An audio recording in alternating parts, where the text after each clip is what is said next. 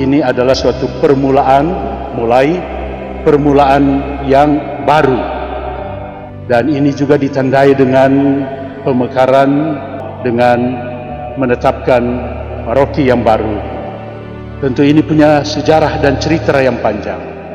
Kita semua yang hadir di sini adalah pelaku-pelaku sejarah, termasuk juga ada di depan kita sesepuh kita, Bapak Wol Frederick Sumesey, bersama keluarga dan umat, para senior dan sesepuh di paroki ini.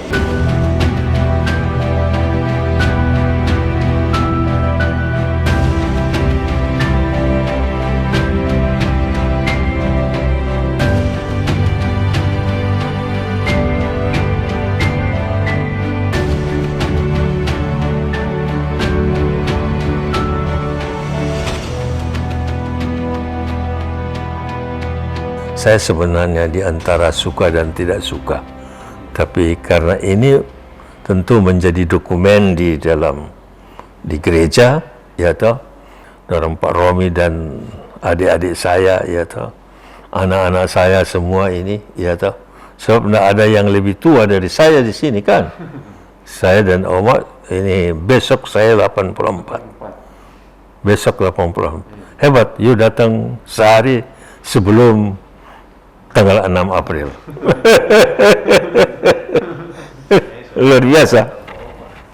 Luar biasa. Nah, iya toh. Kebetulan yang indah.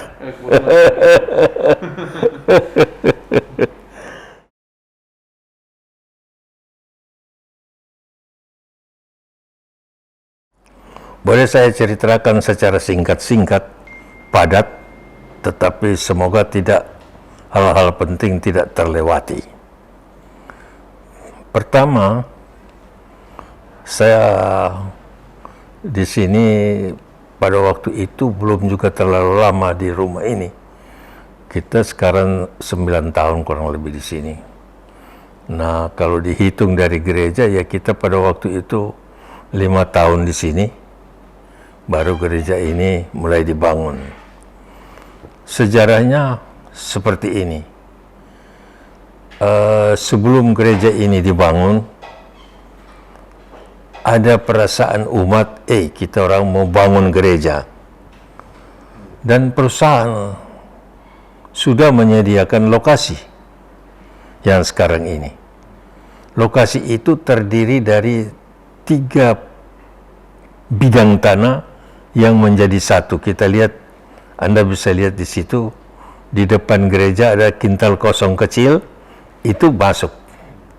Dan di gereja itu ada 2 sertifikat. Nah, cerita awalnya pada satu hari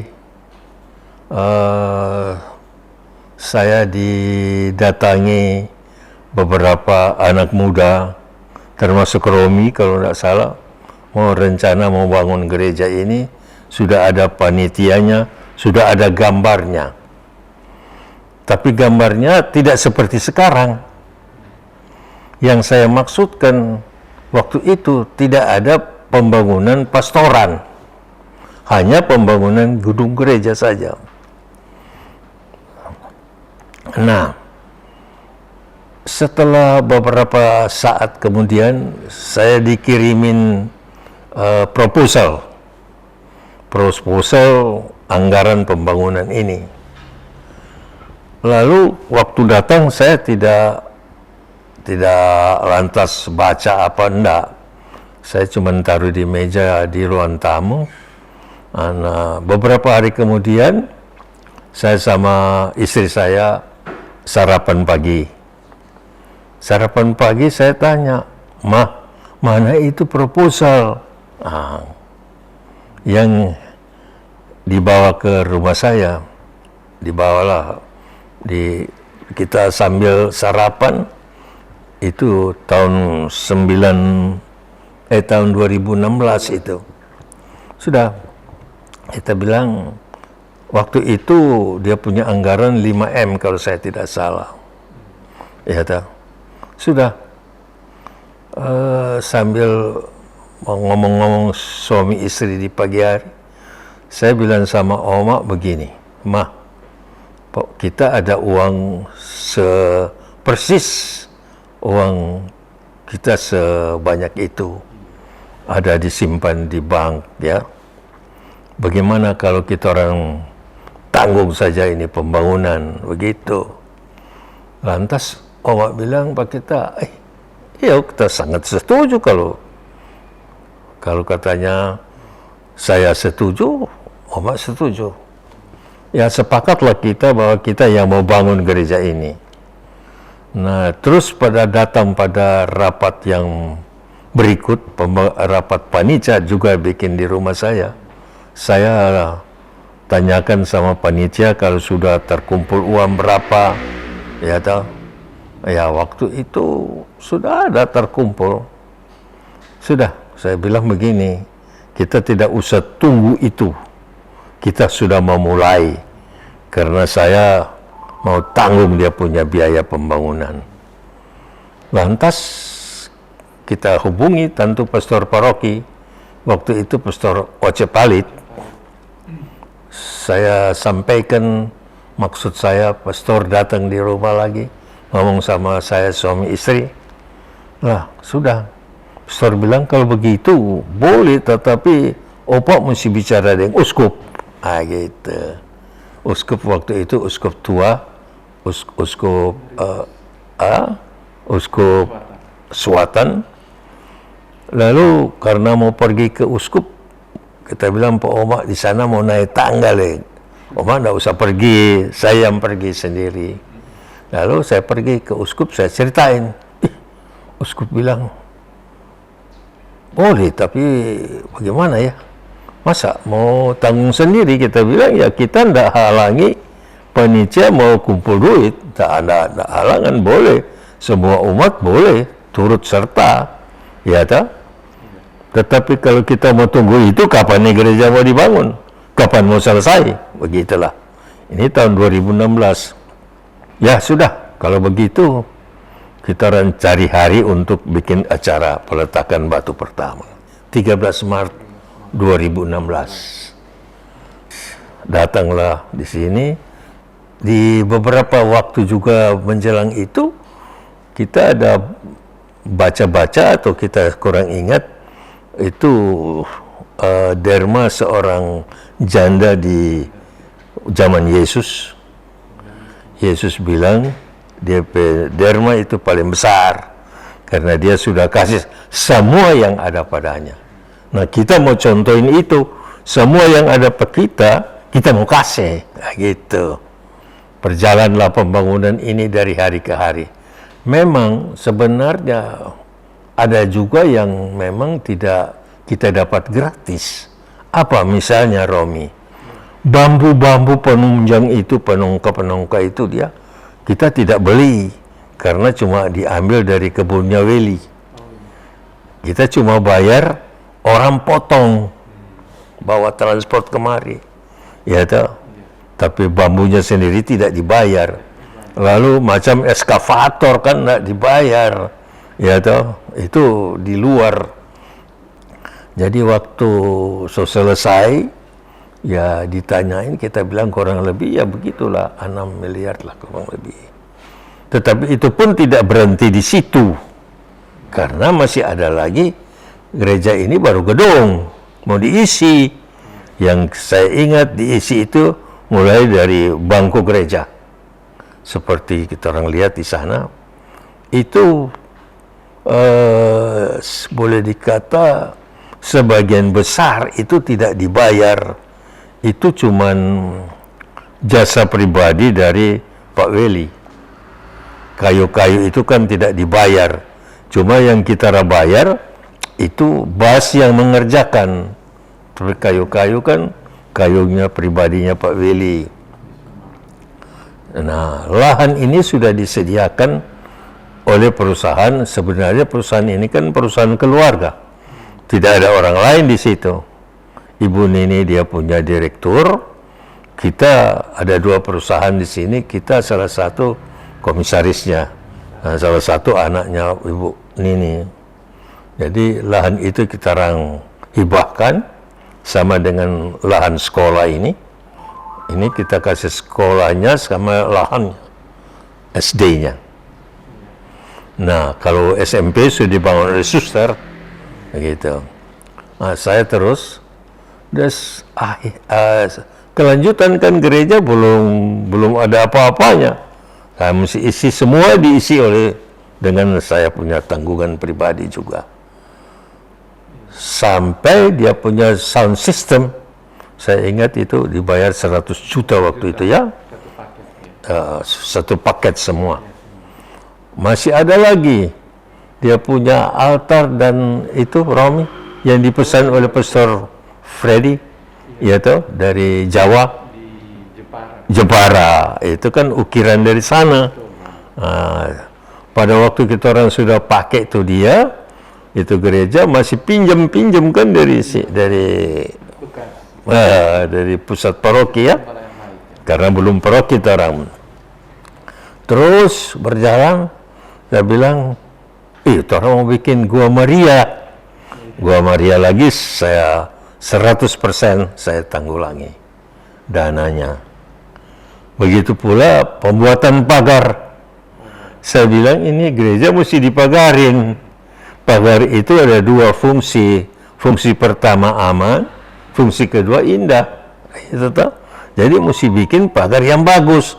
Dan saya rasa apa yang ada cukup bagus lah. Iya toh, cukup kuat, cukup bagus, tidak tertutup tuh gereja karena cuma terali besi tuh, begitu. Nah, jadi itu pun saya terpanggil untuk saya biayai semuanya sampai selesai. Sampai selesai waktu itu ya saya umur 80 tahun. Saya tawarkan kepada umat bagaimana kalau diresmikan aja ini gereja di usia saya ke 80.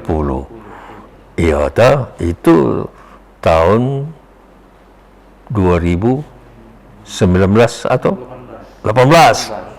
Oh iya toh, itu. Dan diresmikan 6 April tahun 2018. Nah, status kita masih status stasi ya. Stasi. Waktu itu masih Pastor Freddy, Pastor Ocet habis tugas di sini, purna tugas. Nah, sudah kita bilang kalau begitu, baiklah kita orang resmikan itu gereja toh, takbiskan. Kita ingat waktu itu ditabiskan Monsinyur Baru. Monsinyur sekarang yang hadir, saya ingat selain gubernur ada Kapolda, karena dua hal, dia juga umat Katolik, dia Pak Bambang itu Katolik.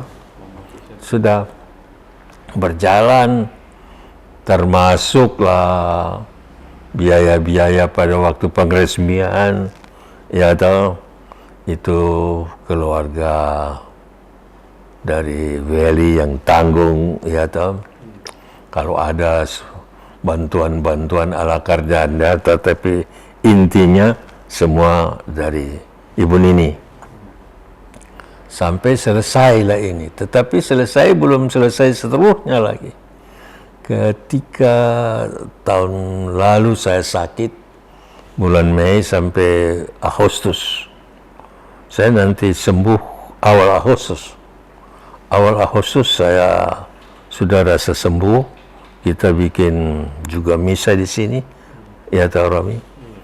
Cuman saya dan anak-anak, cucu, cece datang, lalu bikin misa.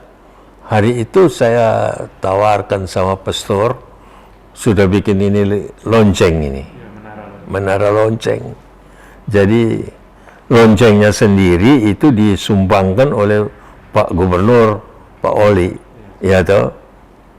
Tapi waktu kita orang dulu belum terpasang, karena dia datang ada tuh toren, tetapi ternyata kan tidak cocok ya dengan lonceng itu, sehingga dibangunlah menara yang lebih cocok. Sementara saya sendiri belum pernah lihat itu. cuman dengar-dengar doang dia punya lonceng kan, gitu. Jadi ya, saya sendiri, saya bersyukur kalau saya bisa terpilih untuk Tuhan pakai untuk saya bisa bangun tempat ibadah ini yang bukan untuk saya, untuk semua umat ya. Kemudian beberapa fasilitas inti itu semua kita sudah sediakan. Ya toh. Bangkunya, kursinya, altarnya, ya toh. Mimbarnya, ya toh. Sound systemnya. Ya, sampai selesai memang hari itu waktu kita habis bikin misa di sini, saya bilang sama pastor, rupanya saya masih utang lagi di gereja ini. Makanya saya tawarin sama pastor, bukan pastor yang bilang sama saya yang tawarin. Ya, kalau tidak salah begitu kan Pak Romi. Saya bilang begini Pak Romi, berapa anggarannya? 300-an kalau tidak salah. Berapa yang sudah pakai 100-an lah begitu. Saya bilang yang sisa saya tanggung semua. Maka saya juga penuhi janji saya. Nah, saya juga tidak enak mau bicara berapa yang ya toh. Tetapi saya kira umat di paroki ini, terutama yang ada di GPI ini, sebab paroki sudah meliputi yang di luar GPI kan, terutama yang ada di sini, kecuali dia umat baru datang, ya. Tetapi kalau dia waktu itu sudah di sini sebelum gereja itu dibangun dan sementara gereja itu dibangun, semua umat tahu bahwa ini memang atas tanggungan pribadi saya dan keluarga, ya tahu. Nah, kalau hari ini saya ditanya tentang bagaimana ini bisa terbangun, saya rasa terbangun karena memang Tuhan berkenan. Tuhan berkenan memberikan tempat ibadah dan saya terpilih untuk membiayainya. Itu. Padahal terus terang saya bukan orang yang sangat-sangat kaya.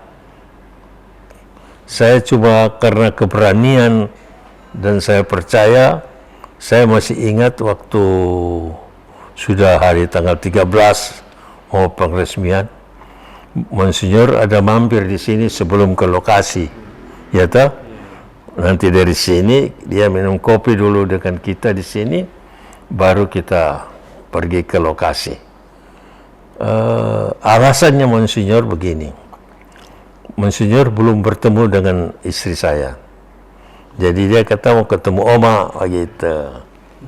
Kalau kita lantas minum-minum kopi, Romi, ditanya oleh uskup waktu itu, Oma, bagaimana mau kasih, masa semua kasih semua tuh ada tuh doi kata. Oh, nomo nyana mau tahan akan for Oma. Oh, nanti Oma mau perlu besok-besok. Lalu Oma spontan bilang begini, kita ingat betul. Sudah jawab Pak Uskup. Soal nanti Tuhan yang atur. By the way, memang waktu kita orang lagi sementara bangun, ada beberapa kali umat kita ajak kerja bakti ya, Rami. Ada pekerjaan-pekerjaan yang tidak perlu bahas. Misalnya pindah-pindah ini, ya tak, Rami. Bikin bersih akang, karena cuma memang kita bangun itu ya kurang lebih 2 tahun. Dari 2016, 2018. Belum stop di situ.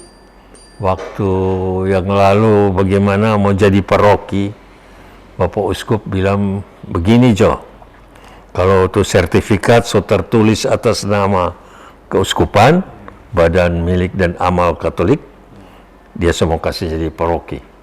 Jadi kita lagi berusaha supaya selesai itu dia dengan segala buang waktu dan apa semua ya toh. Meskipun bukan tentu saya sendiri yang pergi, bolak-balik BPN sampai ada pemisahan, dan akhirnya seperti yang ada tergantung di gereja, kita serahkan 3 sertifikat itu kepada Monsinyur. Lalu ya kita tagih, Monsinyur berjanji, no? Gitu. Ada cerita lucu sedikit.